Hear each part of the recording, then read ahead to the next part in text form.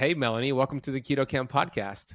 Thank you, Ben. I am so excited to be here. I've been looking forward to this for so long. So this is quite a moment, quite an honor. The honor is also mine as well, and I've also been looking forward to it.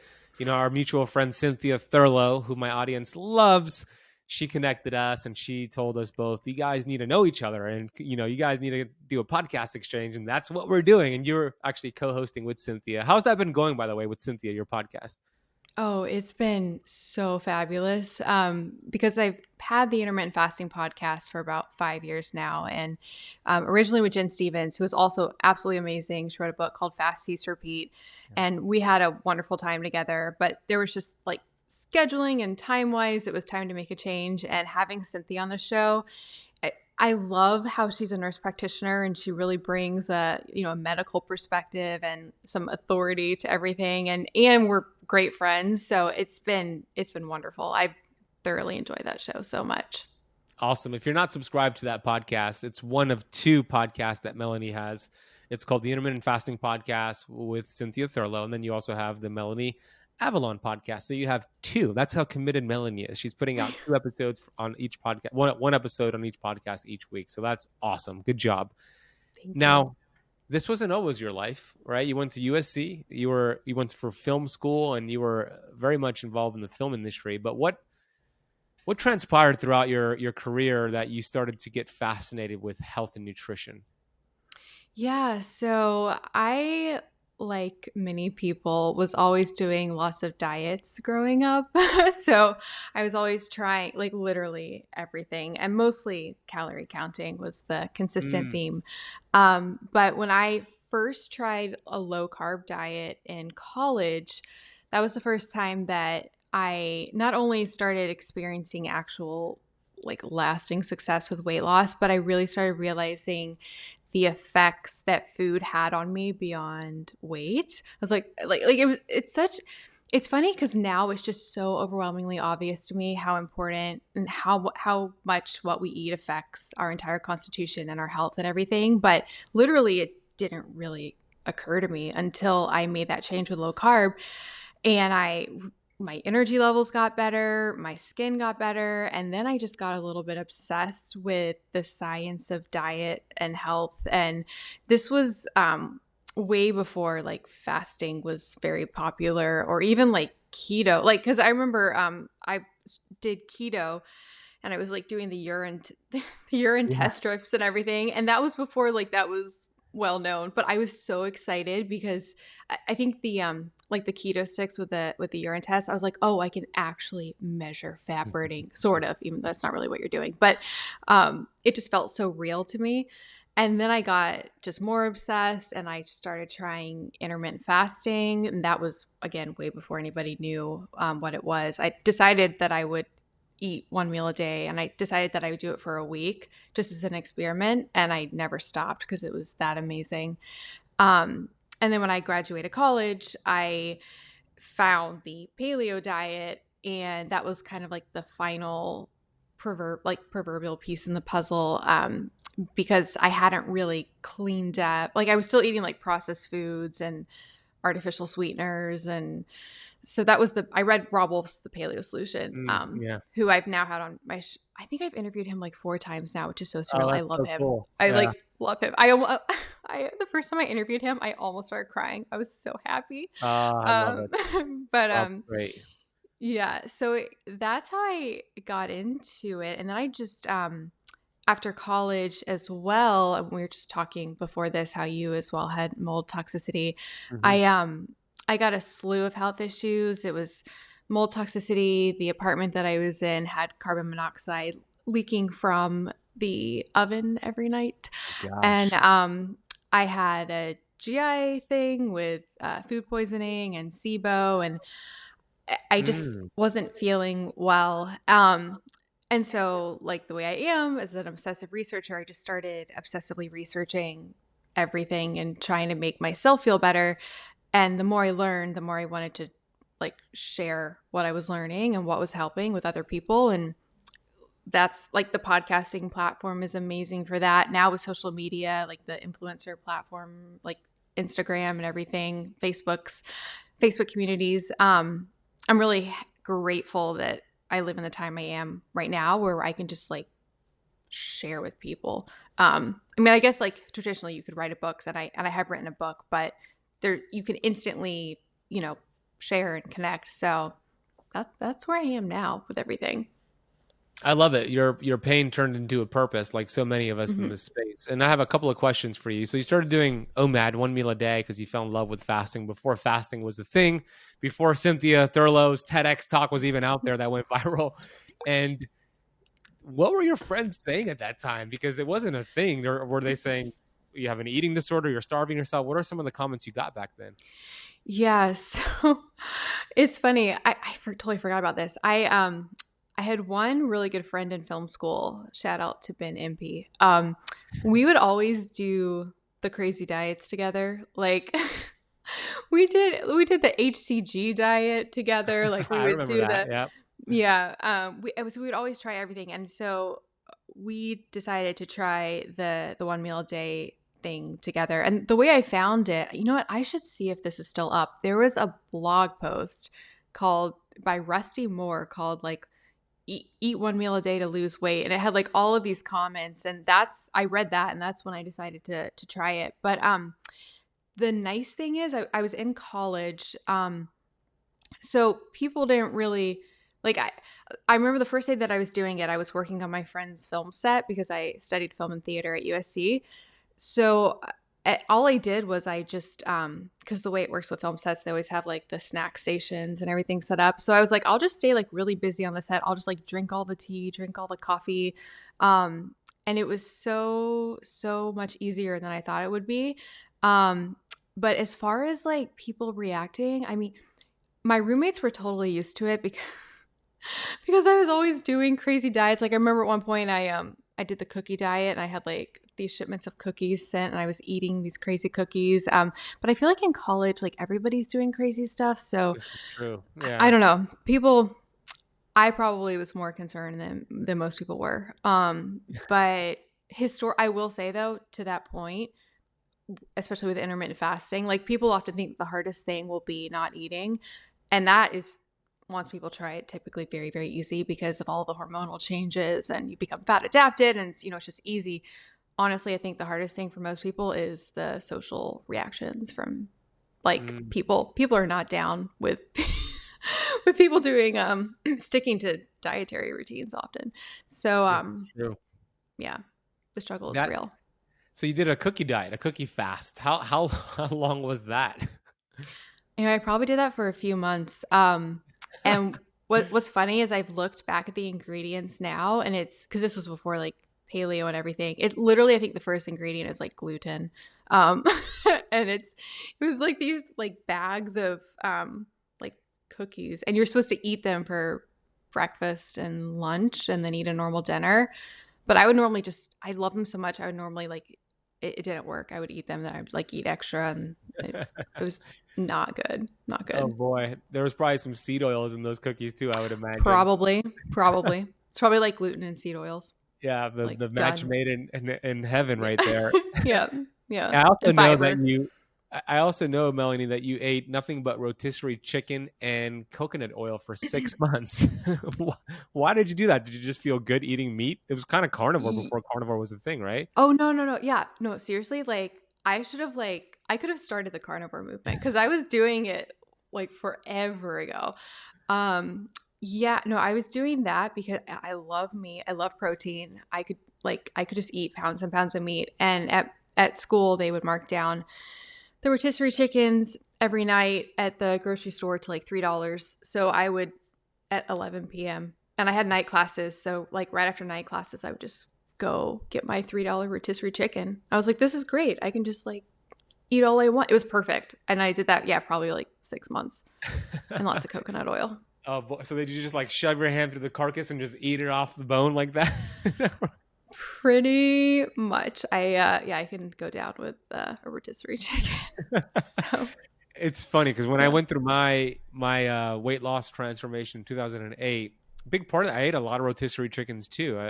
I felt good with it, and it's like it's interesting how I look back and you look back and it's like, now this is a thing, eating nothing but meat and the fact that there's no anti-nutrients in meats, but your body kind of knows what you feel good with, but still wouldn't recommend 6 straight months of it. You're a little bit radical in that sense, Melanie.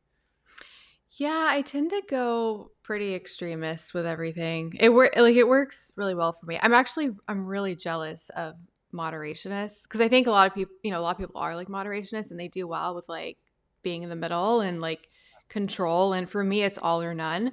So I have to have like very intense boundaries and then like go all in within the boundary. I think you have to just know yourself, know what type of person you are. Absolutely. I'm like you. Absolutely. I'm the same way. Now, you mentioned carbon monoxide poisoning from your oven, mold poisoning from your apartment, I think it was. And then there was also a component of heavy metals, right? That you had a heavy metal poisoning. Where did that come from? Mm-hmm. It's not funny, but I say it's funny. It came from fish, and the reason I think that's funny is my levels were so high. Like when I get them tested, the doctors were like this can't be just from fish, but it was. Were you just eating And like cans of tuna every day? What were you doing? well, so going back to how I eat a lot of meat, I was never eating fish growing up. It was like not my thing. And then I discovered the world of fish and I was like, oh my goodness, like fish is amazing. And I was concerned about mercury, and I get very passionate about this, so I might go on like a soapbox. Please Um, do so. okay. So I took it seriously, but not too I didn't take it seriously enough. I don't think I really realized the amounts of mercury that can be in fish. So for example, if you go and look at like there's this chart, the most recent chart were from like I think it's like a government analysis of like every species of fish ever and mercury levels. If you take, and again this would be like an extreme comparison, but if you take like a piece of tilapia on the lowest end, so like with the lowest amount of mercury from all the tilapia they tested, and then you compare it to a piece of swordfish from the highest end and like compare those two, the swordfish is 300 times the amount of mercury as that one piece of tilapia. So, Jeez. and I think people don't realize this because you don't see mercury. Like Yeah. when you're eating the fish, like you don't see it. So it doesn't feel real and you don't anticipate an experience from that. But just envision, because I honestly, I think it should be illegal to have swordfish in restaurants. Like I don't think we should be able to eat this. But so like envision like ordering a piece of swordfish at the restaurant. You literally could have eaten 300 pieces of tilapia mercury wise. Mm. So I was eating a lot of fish. I was historically eating just tilapia, salmon, shellfish. And then I moved back to LA and I was like, oh, it can't be that bad. And then I had like, a few pieces of swordfish. And then I discovered all these other types I liked, like Chilean sea bass. And I was like, oh, it's okay if I just have like some here and there. But it was definitely too much for my body. So when I got tested, my blood levels of mercury it was literally off the charts. That was the first time Mm. I was like, oh, that's where the phrase off the charts comes. 'Cause it's like off the chart. But yeah, my blood was like 30 or 30 something. Wow. So I did chelation. Did you do chelation for yours? No, I did. I did a different form, and I'll share that when I get on your episode. But before I share that, like I want to know. Okay, you did a blood test, and blood test is showing acute exposure, not necessarily like what's in your tissues and bones. Obviously, you had some in your tissue and bones because that amount. But what were your symptoms specifically from the high mercury load? Yeah, and just to comment on because blood would be acute, but that's what was so weird about mine was for it to be 30. I mean, that's like occupational hazard levels of mercury, but it was from eating fish, which so it was just really building up. Like my tissues must have just been so saturated. But as far as symptoms, that was like really I call it I have like my dark hole time. Like that was like during my dark hole time. Um, When was this, by the way? How long ago was this? this was like 2017, 2018 ish, Did you that already have time your period. podcast this time? Yeah. I was Okay. so one of the reasons for the longest time I felt like I was like being lazy having podcasts because I felt like because I felt so unwell. I didn't feel because I historically like studied film and theater. I was acting. I was doing on camera stuff. And then I just felt like I was dying, and I like didn't want to go out and see people. I didn't want to be on screen. I didn't want to be like, didn't want to put up pictures. So podcasting, I was like, oh, here's a way I can literally just use my voice. Cause I do audio only podcasts. I was like, I can like hide, and I can just like research and interview people and rest and like get my health back together. Wow. So yeah, it was bad. But as far as the symptoms, it was just overwhelming fatigue. I also had really severe anemia though. Like really severe. I had to be hospitalized for it. Wow. But yeah, fatigue, like I felt like I was like losing my memory, anxiety, hot flashes, insomnia, just not feeling well. So it's nice to not be there anymore. Gosh. Yeah. um, yeah. So What a journey. Very similar to mine. It was around the same time, 2016, 2017, when I discovered I had mercury poisoning. Mine didn't come from fish, though. Mine came from silver fillings. I had 8 of them for 20 plus years. And that's the number one exposure to mercury is fillings. And then fish, seafood is right underneath that. But for me, Melanie, I had 8 silver fillings in my mouth for 20 plus years. And that mercury was just vaporizing into my brain, into my tissue. Not to mention I got lead from my mom. So it was a combination of a lot of things. And then I started to come across Dr. Pampa's work, who's my mentor now. And he showed me, how to, first of all, he told me, get those fillings out of your mouth the right way from a biological dentist, which I did. And then he taught me how to detox the metals out of my body. But I had a lot of those symptoms too. Brain fog. I remember at that time, I had to take naps throughout the day. Hormone issues. It's just such an upstream stressor. And my diet was perfect at that time. I was doing fasting and spending $500 on supplements, but I didn't feel any better. Can you relate to that? Like you were doing probably all these biohacks, but you probably wasn't even moving that dial, wasn't it? yeah, no, it was again, like that's why I'm doing what I'm doing today, because I was so relentlessly trying to find the answers. And it's interesting that it's a good question, and it's something I've thought about before, which is because I remember when I was there, I was like, I should be able to just like intuitively work my way out of this. Like I should be able, like my body should like be able to tell me what it needs, and I should be able to just like eat and like get better. And I like looking back, it's like I don't think I could have. I don't think that was a possibility. Like I needed to know about the mercury, and I needed to like actually work on detoxing it. Like with the anemia, I didn't know I had that, and I don't like if I hadn't gotten, I had to actually get like blood transfusions. And so that's like really scary because it's like, it makes me grateful for modern medicine today. But yeah, everything, the nice thing is I learned so much about so many things that do help. But it was really hard without, tackling the root issues to, make progress. So, but Yeah. I've kept in today a lot of the things that I learned in that journey. So it's good. So we're blessed now because you went through that pain to purpose and now you're able to educate. So educate us, Melanie. What are some of the things you've learned when it comes to these obesogens, these toxins? Like what happens when these toxins get into the body? What is it doing? Yeah, it's really, really overwhelming because, our bodies are made to detox. Like they do it on their own. And like the detox world, like we'll get backlash from people because they'll say, oh, like our bodies naturally detox. You don't need to like actually do a detox. But that doesn't take it, like our bodies were not accustomed to the overwhelming toxic burden that we have today. So like even like with the mercury levels that, that's historically that's more than it was, or today it's more than it was historically. Like the toxins in food and glyphosate and Mm-hmm. pesticides, and then skincare and makeup that's something I'm really passionate about because there's essentially no regulation of that in the US.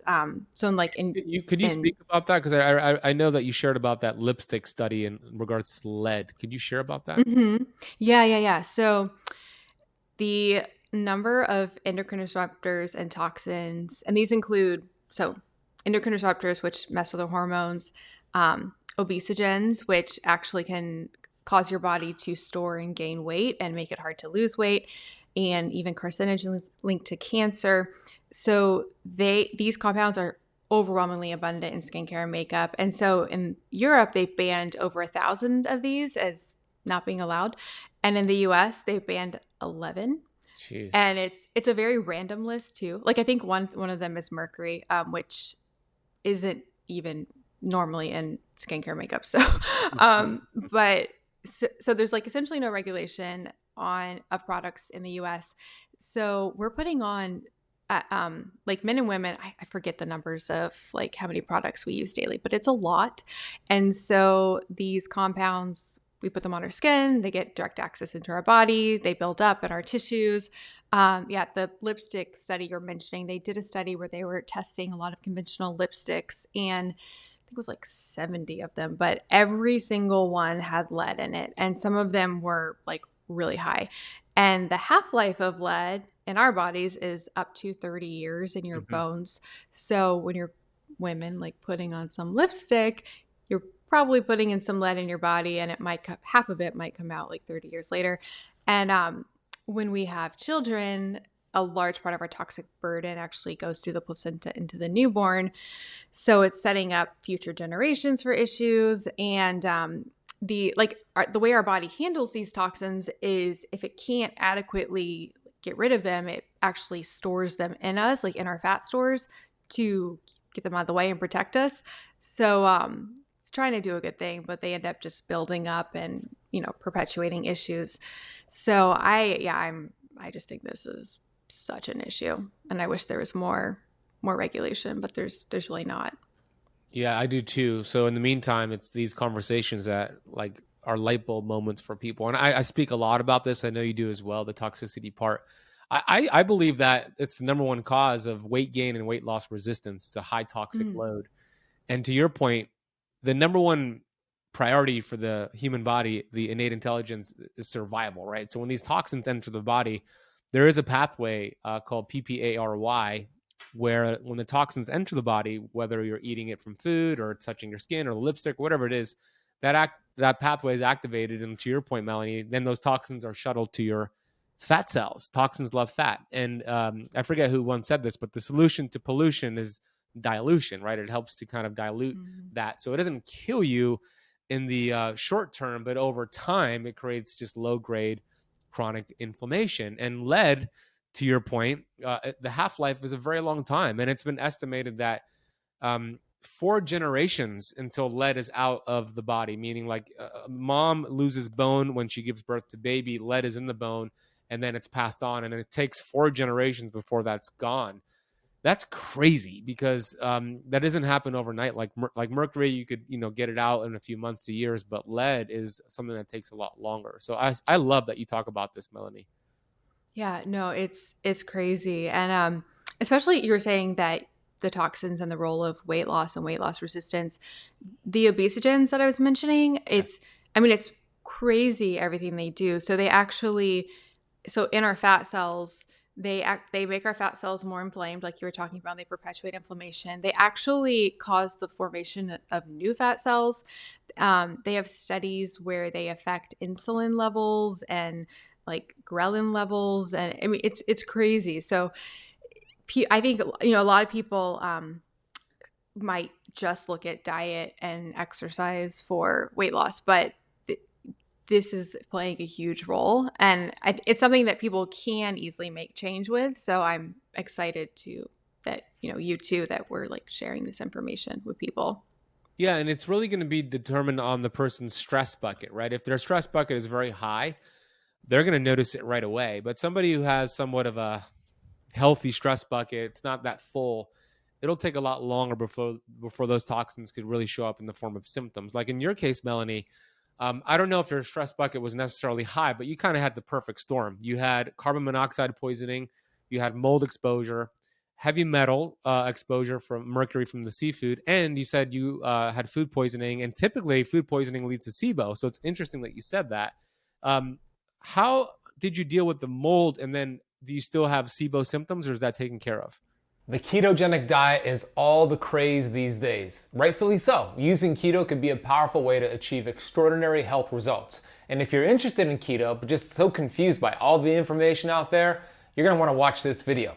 If we're just meeting, my name is Ben Azadi. I am the best-selling author of 4 books, including my recent book, the best-selling Keto Flex book. And I'm excited to share with you about a new 7-day Keto Kickstart Challenge where I'm going to reveal my 4-pillar framework to achieving long-term results with keto and fasting. This 7-day challenge is 100% completely free. Me and the Keto Camp team are going to teach you the blueprint that we've used to apply to thousands of our clients for amazing results. There's a lot of information out there, and it's enough to leave you confused, conflicted, and paralyzed with your thought process. What we're gonna do is take all that clutter and cut through the noise and give you a simple step-by-step 4-pillar framework so you could achieve extraordinary results with your health. I really want this to be your healthiest and best year ever, and this challenge is going to help you accomplish that. So what I want you to do is click the link around this video here, learn more about this 7-day Keto Kickstart Challenge, get signed up, and we'll see you in the 7-day Keto Kickstart Challenge. Yeah, so with the mold, I moved out of that apartment. I never did any mold specific protocol besides just the overall general detox and health supporting protocols. So I started doing like nightly sauna sessions, which I still do and I'm obsessed with. I did try it's right over there, a Rife machine. It's so complicated though that I never quite am sure if I'm like doing good with it or not. I didn't take any like, I don't think I took any like mold specific supplements or anything like that besides like just general overall detox stuff like citrus pectin and things like that. Mm-hmm. But wait, what was the question about fixing the mold? SIBO. Oh yeah. So yeah. So that's honestly that's the thing that has stuck with me to this day.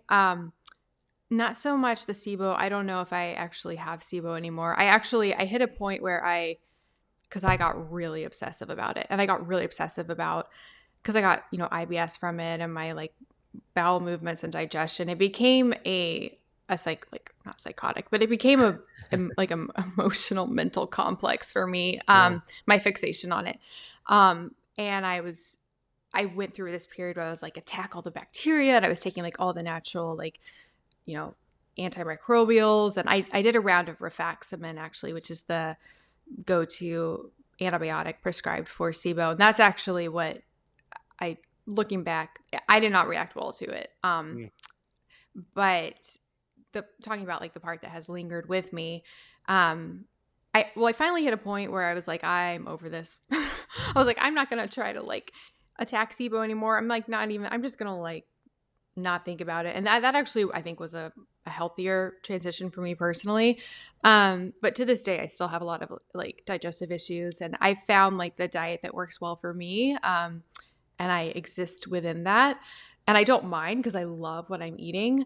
But yeah, the IBS and all of that is sort of an ongoing thing. So I so empathize with people with digestive issues, and I like look back at myself before that. I'm like, oh, that was nice. I did not take that. I took that for granted. So Totally. Yeah. And SIBO is a concern. I mean, mild SIBO, not that hard to deal with. But then we have these severe SIBO cases. And it's been difficult to kind of take care of severe SIBO. So me and my group, we've been kind of masterminding together on that. And there's so many moving parts. It's so interesting on that. But I'm glad that you got out of the mold exposure, and doing detox and using those binders does eliminate some of the mold. So you definitely got rid of that. And the fact that you do all these biohacks, and I just love that you experiment on yourself. I'm very similar in that way. So what other, let's transition here to kind of biohacking, which is your jam and my jam. I'm going to ask you this question, Melanie. What are 3 of your favorite biohacking tips, tools, if you will? And then what are 3 of your favorite paid biohacking tools? So free and paid? Yeah, 3 of each. Okay. It's such a hard question because there's so many things. What comes to mind first? Yeah. So free. Well, this is good because this is a free and a paid version. So the free, so cold, like all the cold things. So All the the free cold things. version, I love cold. It got cold. I'm in Atlanta, and it like the weather here. Where are you based? I'm in Miami. Okay. Okay. It's So warm here. yeah, I was gonna say, Atlanta, like it'll like the seasons will just change overnight. Like it's like, okay, we're done. Like so it randomly decided that it was gonna be cold, which I Wow. love. But I love the health benefits of cold exposure. I've interviewed Wim Hof before, who's like just Oh, the cool. most inspiring person. Have you had him on the show? No, not yet. The Oh, Iceman. yeah, he's like that's honestly the most inspiring conversation I've ever had in my entire life, Wow. hands down. Wow. He's just amazing. So the free version would be like cold showers or going Hmm. outside when it's cold. The not free version, I do cryotherapy every day. So I did that actually right before this. Um, Where do you do that? Do you have like a place you go to? I go to Restore. Oh, Have cool. you Okay. Restore Hyper Wellness? Not familiar They with it. So, but there's a place that you go to. So I was just curious if you had one of your own cryotherapy or if you go somewhere. No, I it's funny, I actually haven't done a cold bath, which is what people normally will have at home. Yes. Um but I mentioned Restore because it's actually they have like locations all over the US. So people Cool. can go and like get packages to make it affordable. Do you do cryotherapy? No, I don't. But I'm looking up Restore here, and you're right. There's a whole bunch of locations here in South Florida. So Yeah, I that's good. think I was gonna say there might be one by you. Yeah, there is. Yeah, I haven't done it yet. I have never done cryotherapy. Oh, you would. I mean, so do you do cold baths or anything like that? I've done cold baths, yeah, and when I put the dial on my shower as cold as possible, it doesn't really get that cold because I'm in Miami. So I would have to do an ice bath or a cryotherapy session to really get that cold. I would. I'm gonna have to hear when you try it what you think I because will. I love it. It's amazing. How long do you do it for? So the cryo session that I do is 3 minutes, and I think it's. I always forget how cold it is. I'm gonna misquote it. It's negative 200 something. I think, Oh my gosh. like negative 220 maybe. But yeah, no, it feels amazing, and the endorphin release, and I see a really when I'm wearing a CGM, I see a really beneficial effect on my blood sugar levels. Oh, interesting. So you see just better overall, like postprandial glucose or just overall glucose numbers look better on the day of the cryo? Yeah, so it's I see the same pattern every single time. Like my CGM will be, at a certain level, and then when I go in the cryo, it spikes really, really high, and I actually still don't know if that's from the cryo or if it's like the sensor just freaking out. Um, but Mm. then after that, it drops down and it drops down lower than it was before, and it stays lower the rest of the day. So I've definitely seen a benefit from that. Yeah, I wonder if it is the center or is it both? Maybe the stress, the positive stress from the cold therapy, which is the one that you use. Monitor glucose monitor. Yeah. I've used both levels in NutriSense before, so Yeah. I've been using NutriSense recently. How about Yeah, you? I've used them both too, but NutriSense I'm doing some collaborations with. So I'm gonna ask. We should ask Kara that question. Do you think that I cryo is changing? have. Oh, what did I she think say? I've asked her. I think I asked her in my Q&A. I think she was. I know I've asked either her or Casey at Levels. I think they said they probably thought that it was the sensor freaking out. What did it go to? Um, What did it spike to? What does it usually go to? it's high, like 180 or something. Yeah, probably the sensor. I doubt that just cold exposure could Yeah, even though it's a stress, like 180 is a bit high. It's probably the sensor. yeah, yeah. But I would anticipate that there would be a dump of glycogen, but probably not that high. Not that much. Yeah, and there's a cortisol response, I imagine too, because of like just the stress of like being in there. But I don't think it'll go up to Mhm. 180 from that. Yeah, yeah. Interesting. I love that you test this. Okay, so cold exposure is the free tip, and then cryotherapy is the paid tip. So they go hand in Mhm. hand. What's the second one? Yes. So, well, something that you are wearing, the blue light blocking glasses. Mm, So, although those, yeah, because those are, is that which brand is that? Is that True Dark. True Dark? Okay. Yeah. True Dark is actually the first ones I ever bought, like way, way back in the day, the red ones. So I just think taking charge of your light exposure is so, so key. And I use blue light blocking glasses every single night of my life, and I don't know how I would fall asleep without them, honestly. Like it's so, and I've been doing that for years, like years, probably almost a decade at this point. Wow. But so that would be a paid version. I'm trying to think if there's the free version of that. Well, so I think doing everything you can for your sleep. So sleeping in a really dark room. This is like half paid, half not. But like sleeping in a sleeping in a really dark room, making it cold at night. So I mean, I put it like 60 degrees, but it doesn't have to be that cold.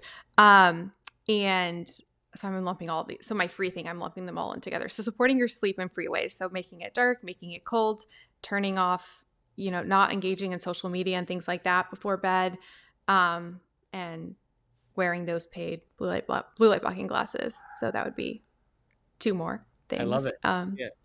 And then third, so, well, since I'm drinking it, I'm on the deuterium depleted water train. It's something where I've interviewed 2 different people who are very well versed in deuterium depletion. Are you familiar with deuterium? I am familiar with it, yeah, but I've never done any experiments with it myself. Yeah, so basically the concept is deuterium is a heavy isotope of hydrogen, and the people who study deuterium basically think that it is possibly one of the key factors in metabolic issues and all health issues today, because water is involved in everything in our cells and our body, and the deuterium isotope of hydrogen is a heavy form of hydrogen. And so to use really casual terminology, it basically gets stuck and gunks up the cell's mitochondria. So the people who study deuterium and deuterium overload and deuterium depletion think it really is like behind a lot of, all disease, which is interesting. They actually think that the reason the keto diet works is because it naturally depletes the body of deuterium levels. I've seen that, yeah. Yeah, so that's. I haven't interviewed them yet. What's the gentleman's name? Do you remember? I know it was a man and a woman, right? I think from the Yeah. So I've interviewed 2 people. I've interviewed Dr. Q Collins at the Center for Deuterium Depletion. I can introduce you, by the way. By the way, if you want to be introduced to like anybody I've had on, just let me know. You're awesome. Thank you. So I mean that though. Me too. So Dr. Q Collins, he's amazing. He's like one of the most kind, like generous, loving person that I've ever met. Very brilliant, knows everything about water as well. And then I interviewed Robert Slovak at Lightwater, which that's what I'm drinking right now. So you can naturally deplete deuterium levels through actually like fasting or keto diet and things like that. And you can drink deuterium depleted water. So that's the expensive, or that's like the free, or sorry, the paid. That's another paid one. The third paid one. Paid. The third paid. Depleted water. Now, what's the third free one? One more for free. And this was for like biohacking, right? Biohack. Free biohack. I would say, I don't know if this counts as a biohack, but I would say, wait, now I'm thinking of a few different things. I'm torn between 2. So something I've been doing. Give them both. Okay. We have a bonus. So for years I have been so rather than do a lot of hardcore exercise or like weightlifting, I wear weights throughout the day. So when I go to the grocery store, I sort of turn it into a workout. So I used to wear ankle weights and wrist weights and sometimes even a weighted vest, but now I mostly just wear weights on my arms. But I love turning life into functional movement and just turning everything that I can into a workout. So I never use a cart. I buy a lot of water and glasses. Besides the deuterium depleted water, I get water at Whole Foods as well. And so I like to carry as much as I can while wearing weights and make everything weight-bearing exercise. Brilliant. It's a brilliant way to live your life. It's like, why not? It's like you're going to be grocery shopping. You're going to be picking up things. Why not use that as like a low-bearing workout? It all adds up. I love that you do that. Yeah. Yeah. And especially when you're fasting every day, I feel like Hmm. doing that activity in the fasted state, you're further supporting fat burning, and fasting upregulates human growth hormones. So you're supporting muscle on the flip side when you eat again. And yeah, so I'm all about that. And then the other free thing is just anything related to whatever resonates with you when it comes to like kindness and gratitude. So having like a gratitude journal, thinking of things that you're thankful for. Uh, like a good trick to fall asleep is to go through the alphabet and think of something you're grateful for each letter. I So, love yeah, anything surrounding mindset and gratitude, I think, is really, really important. I love that. I'm a big proponent of gratitude. My audience knows I call it vitamin G, the strongest Oh, vitamin in the yes. world. Yeah, and I love that. So that's terrific. And I'm going to ask you later what you're grateful for, but we'll save that for the last question. Great. Those are awesome tips. So cold exposure, prioritizing your sleep, dark bedroom, cold temperatures. I also make my room 63 degrees, and then I use my chili pad, which is 56 degrees. So I like it cold. Mm. Wearing weights throughout the day, kindness and gratitude journaling, and then we have cryotherapy for a paid hack, blue light blocking glasses, and deuterium depleted water. That's a good list. Now, Yeah. I'm going to ask you a very difficult question. Now, you ready? I think so. First, before I get to the difficult question, the easy question, how many episodes, if you combine both your podcasts, how many interviews have you done? Just an estimate. That's actually a difficult question because I don't know not the top. Okay, wait. So we're at two. So for intermittent fasting podcasts, we're at 290. Like we're almost at 300. And then for Melanie Avalon, it's like is it in the 170s or 180s? So I can check. I'm going to check. sure. Yeah, Yeah. so let me check your website here. Let me click on this one. And then Melanie Avalon podcast. So, and are all your episodes interview style, or have you done like solo episodes as well? Um everything is interview or a listener Q&A with on the IF podcast. So I haven't done any solos. So 171 on your Melanie Avalon, so 171 episodes, and then 291. So let's say it's about 500, just to call it even. So here's the hard question: out of those 500, we'll say interviews you've done on your podcast, and you've interviewed some really brilliant people that I really love, and I've interviewed as well, a lot of them. So go subscribe to Melanie's 2 podcasts. But here's the question: what are the 3 most common themes from all Oh. of those interviews? Because there's a lot of interviews and a lot of conflicting info. But what are the 3 most common themes you've seen? Oh, that is such a good question. I thought you were going to say it was my favorite. That is such a good question.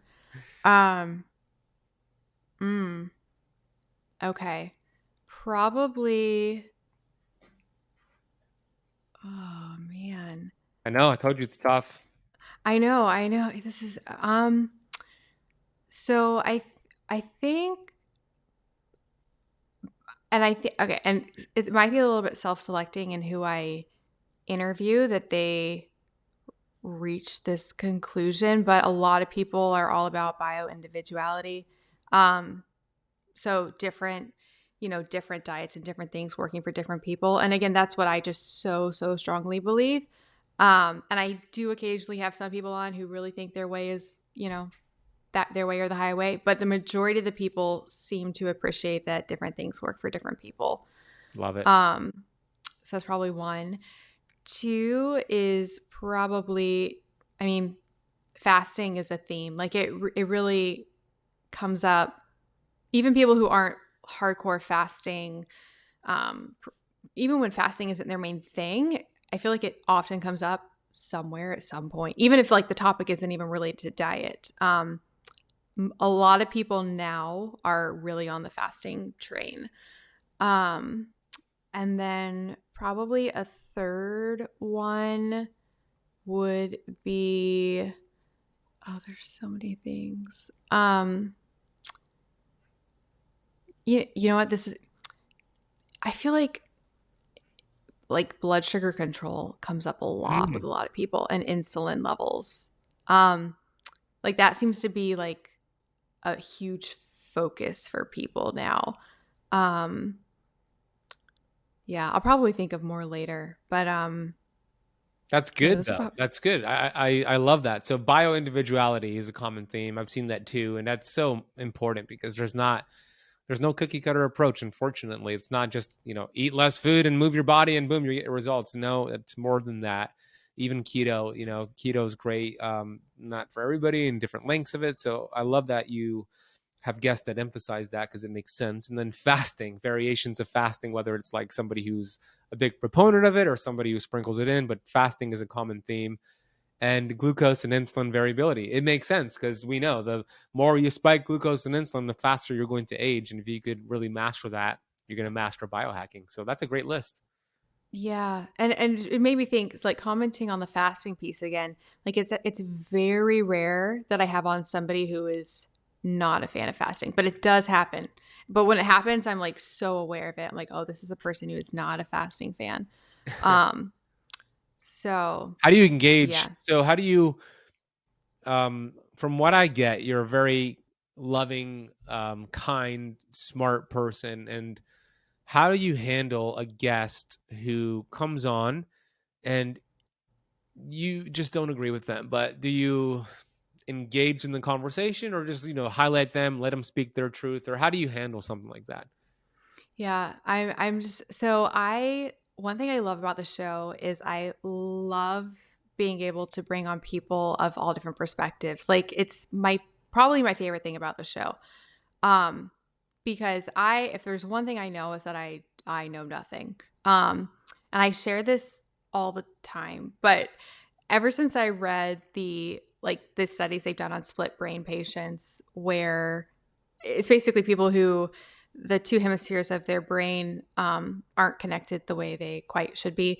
And so they can manipulate them they can make it so that based on what they see, because one of our eyes is connected to like one side of the brain and the other eye to the other. They can set up experiments where they can have people see things and experience things that only a part of their brain sees. So then the other part of their brain, like the language part of the brain, will try to explain why these people are doing what they're doing. And it's shocking. Like people will basically just they'll just say things. They'll just make up stories. And presumably they think it's real, but it's because the language part of their brain can't explain what it saw, so it comes up with a story. And once you understand that, you realize, oh, like literally your brain could just be making up stories about everything. Like literally we have no idea about anything. And I find that very freeing. And so I love trying to find truth, and I love bringing on people with different perspectives. And so people in general, the people that I bring on are very open-minded. Sometimes it's been very rare where I felt like, oh, this could be a little bit difficult to actually, engage. But I actually haven't had any issues where it's been like too hard. Because it really doesn't bother me. Like I'm not scared about different opinions. I welcome them. So I don't get nervous. It doesn't really bother me. And I don't really have to like handle it any different because I just ask them what they think and why. So I can always just keep asking questions. Absolutely. I love that. I don't have to debate them basically. Like I'm not trying to like prove anything. Mm-hmm. That's wonderful. I think that's absolutely wonderful. You're curious, and that's the way all podcasters should be curious. And that's the way I am too. Now, here's another question for you, Melanie. Have you ever recorded a podcast and decided not to air it? And if you did, you don't have to tell me who the person was, if that is the case, but why you did not air the podcast. That is also a really good question. Only two. And the first one, it was because, and I might have never thought about this again if you hadn't asked me this question. It was because it was before I launched the show, and I was building up interviews to get the show going for the Melanie Avalon Biohacking Podcast. And so it was somebody who I had reached out to me about being on the show, and we recorded it, and it was good, but her audio quality was not good. And this was like, now if that happened, like now if I show up to an interview and the audio quality is not good, I won't record it. I tell them like, I'll send you a mic, like because I've done that before. Like I'll mail them a mic So, and we'll reschedule. So, but this was before that. So the audio quality wasn't good. And then I just never revisited that person. So that's why I didn't air that one. And then there's another episode where, I I've started making I launched a supplement line, and so I had done an interview a while ago about a specific supplement that I am now making myself or will be making myself. And so it was really good because it was educational, but it was also like that episode was very much a funnel for that person's specific brand. So it doesn't really make as much sense to air it now. I'd rather do an episode on the topic without it funneling to a specific brand. Yeah, totally makes sense. Did they ask you about, hey, where's my episode? They've been on the show multiple times before, and I don't think they realized that. Okay. Yeah, and I think now it's been so long that they probably don't realize. But yeah. So awesome. I appreciate you answering those questions. I like to hear that because you've done so many episodes as a podcaster, so it's cool to kind of get that feedback from you.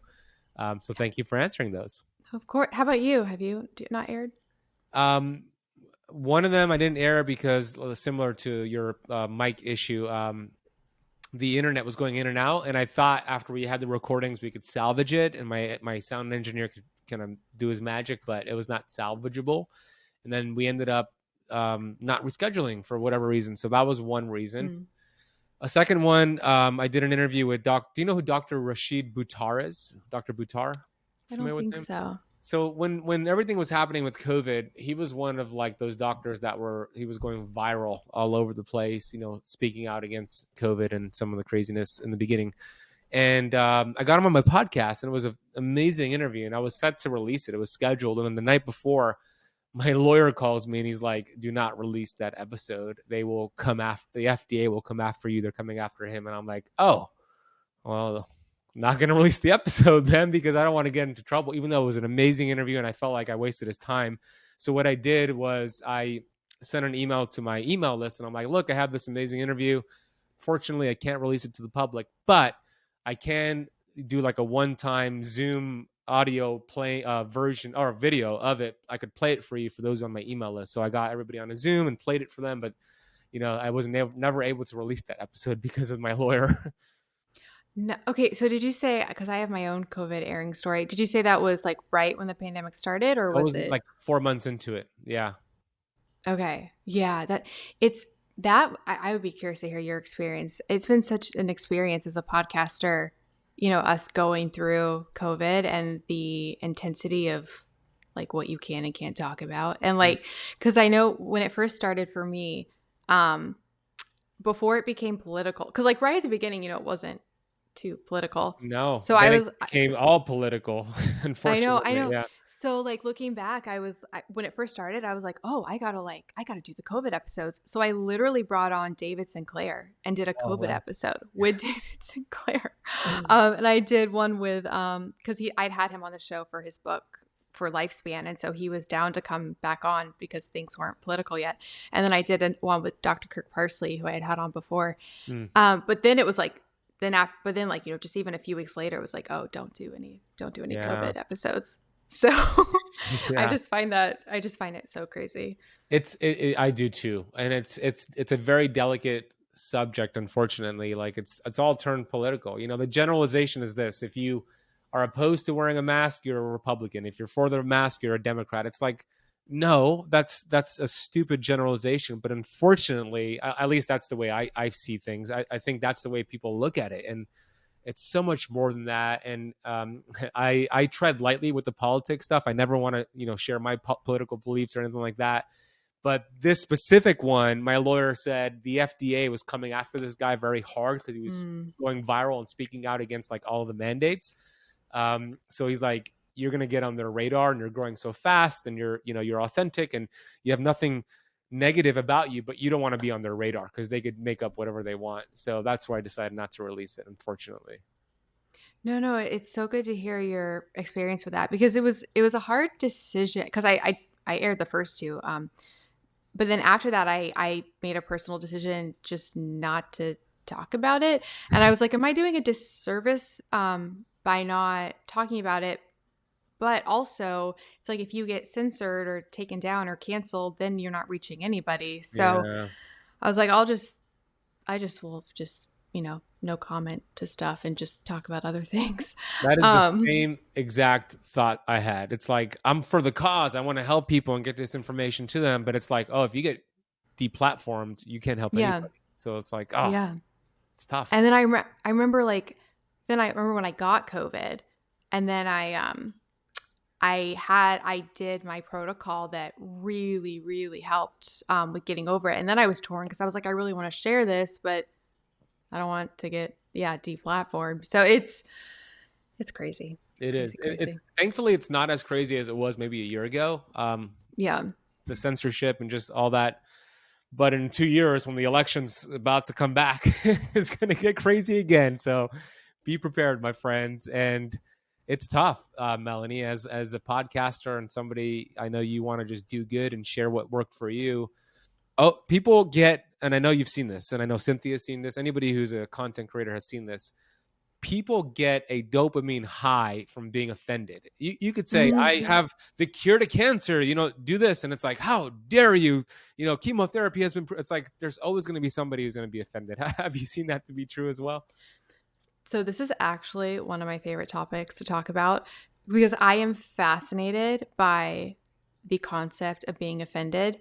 And I think one of the biggest epiphanies I've had for me personally is that if I ever feel offended, like it means there's something in me that I am scared of or insecure about or triggered by. Like, it is not the other person. It is never the other person. Like, as far as like the responsibility, like you being offended is not the other person's responsibility. Even if somebody, it's like a soapbox for me, even if somebody comes up and says something to you that's like mean and awful and terrible. Okay, so they said something mean and awful and terrible. Like, how you react to that is still your reaction. So I think like blaming other people is just it's like my biggest thing. And I think it's really powerful too because now if I ever do feel like I am offended by something or feel defensive, it's like a flashlight or a mirror. It's great because you can be like, oh wow, like what am I insecure about here, or what is my ego offended by? But yes, people do get very offended by things. Like, people will get offended by your presence. It's like, oh, okay, I just don't even know like what to do with that. How dare you with your blonde hair, Melanie? I'm offended. I'm appalled by your blonde hair. Yeah, it's a mirror. No, they really will. So. I know. I agree, and I've seen it too.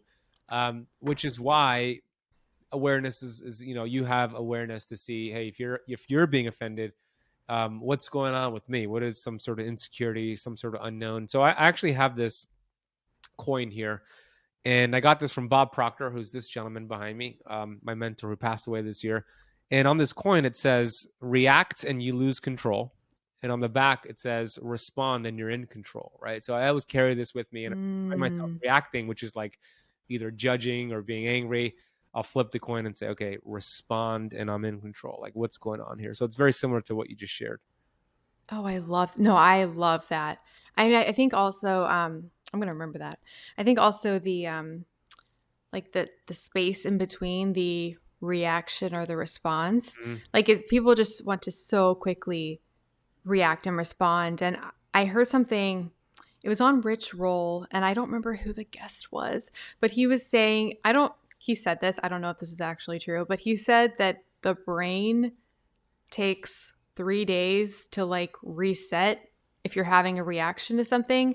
So he was saying that like basically if something happens and you want to engage back with that person and it's like a reactive response, that you should actually wait. If it's like something intense, you should actually wait 3 days and then see if 3 days later you still want to do it. So if it's like sending an email or like calling somebody out on something, and I found that to be really powerful. That's good.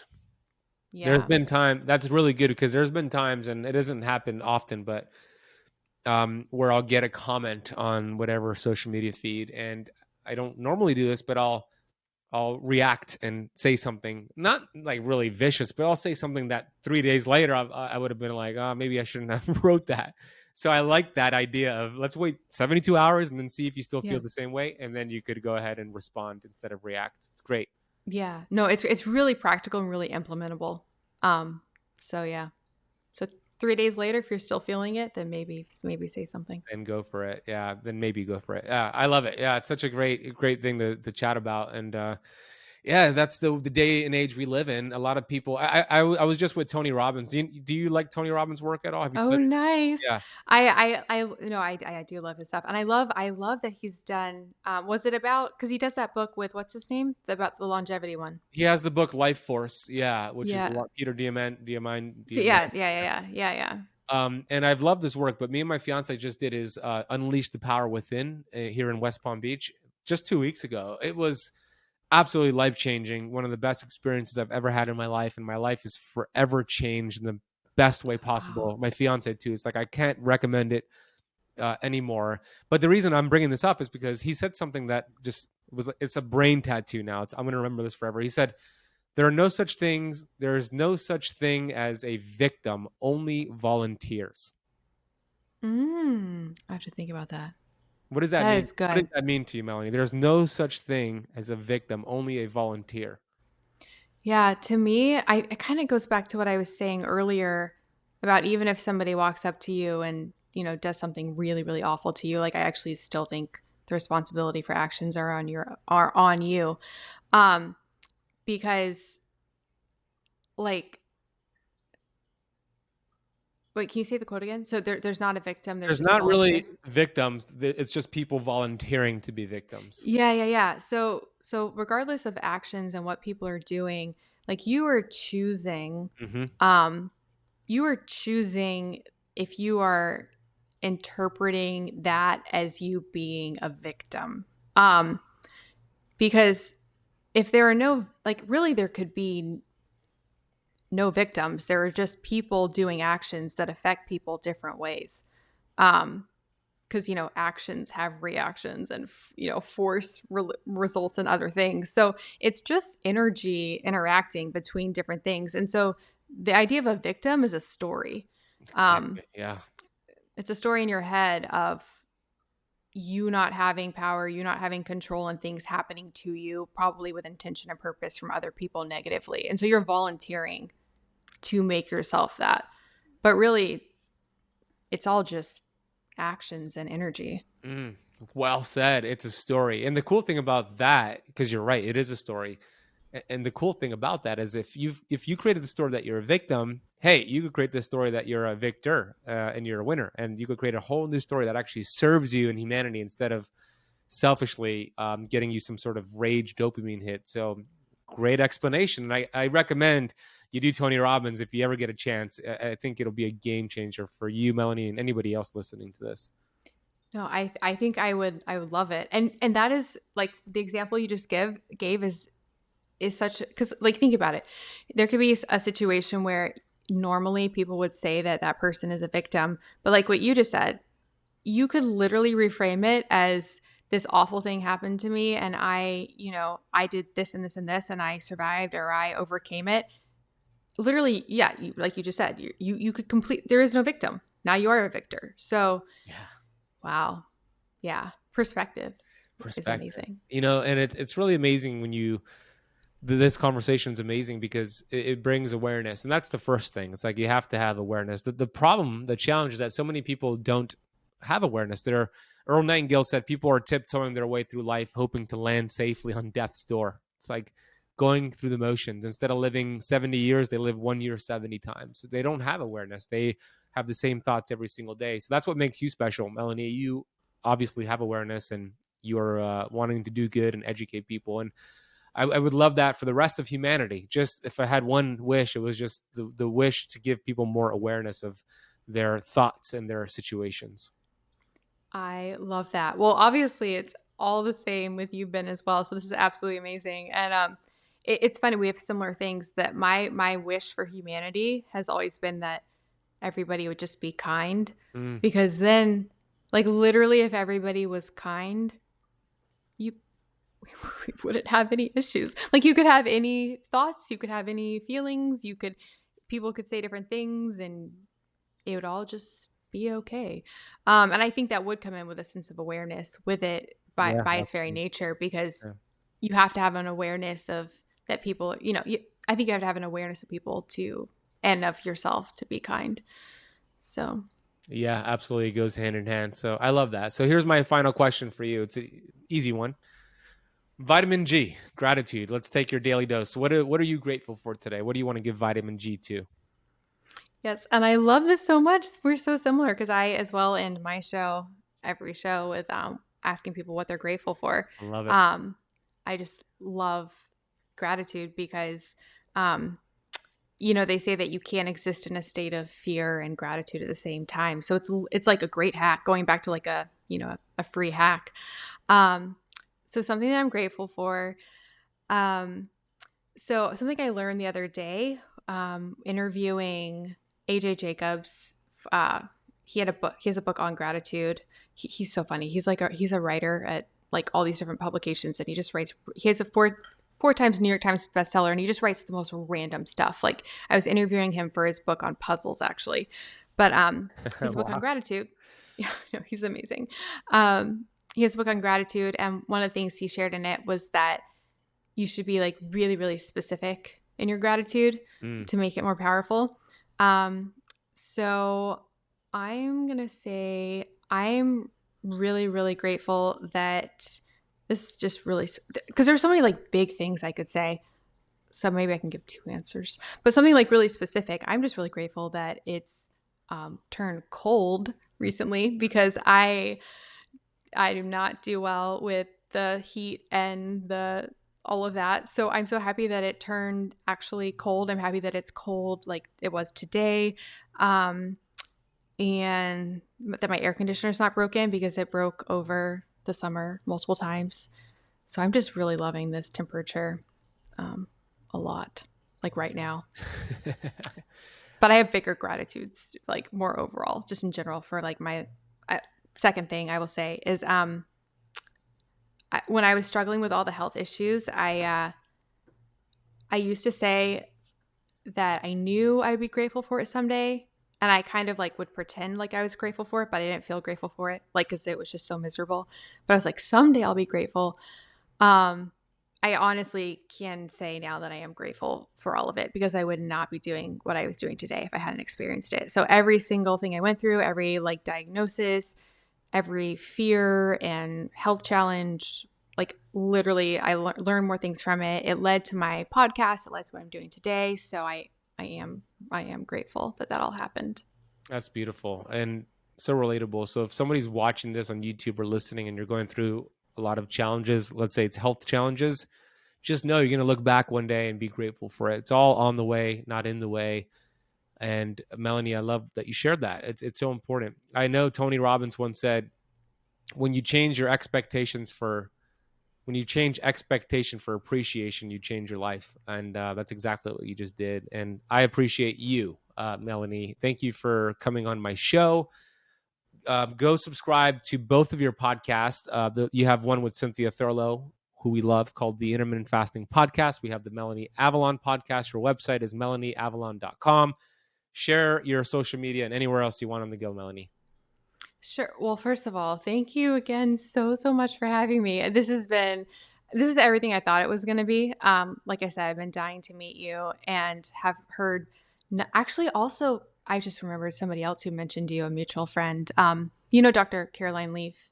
Yeah. I know Yeah. of her. I don't know her personally. Oh, you don't know her personally? No, I thought somebody was saying that. I think because I'm really good friends with her daughter, who's her assistant, and she was talking about how much she loves you. Oh, wow. That's good to So know. I love that. yeah. But thank you so much. I've like heard such amazing things about you. So it's thrilling and beautiful to meet you in real life, and you're just amazing. And thank you for what you're doing with your show and all of your work. It's just really life-changing for people. Thank you, Melanie. So people can follow me. I'm Melanie Avalon, all the places. The two podcasts, like you mentioned. I have 3 Facebook groups. If you just type in Melanie Avalon, it'll come up in Facebook. And that's where I really, so my big one is called IF Biohackers. And that's where I really engage with people the most. So if you actually want to, talk and interact with me and a lot of fellow biohackers who are all kind and really savvy and nuanced, that's a good place to be. And then I recently did launch my supplement line. So you can get that at AvalonX.us. Right now we have a Serrapeptase, a magnesium, and we're about to launch a berberine. I'll have to send you all of these, by the way, Ben. That would be awesome. Congratulations on that. It's awesome. Thank you. And I don't know, do you do listener codes? Would you want to have a code for your audience? I would love that. That? Please, yeah. Okay. What's your code normally? Like what? Keto camp. Just camp. Keto camp. Keto camp. No space in between would be terrific. Yeah. Okay, perfect. So we will get that set up for you. So Keto Camp will get you 10% off. And I'll just just say really quickly, the reason I started that company was because like we talked about earlier, being really involved with supplements and health and diet. I take supplements. The supplement industry is very, very sketchy. I literally just wanted to make the very best version of everything that I want to put into my body. So I can guarantee you this is the best. I put everything into making these the best that they can be. So Keto Camp will get you 10% off at AvalonX.us. Awesome. We'll put all that in the notes down below. Thank you, Melanie. I appreciate the conversation today. You're doing amazing work. Keep at it. We'll do more collaborations. I know we'll do many, many more collaborations. So my audience appreciates you. I do as well. And thank you so much for the conversation today. Thank you, Ben. And I can't wait for you to come on my show. We have it booked. So it's going to be very exciting. I can't wait. We're going to have some fun.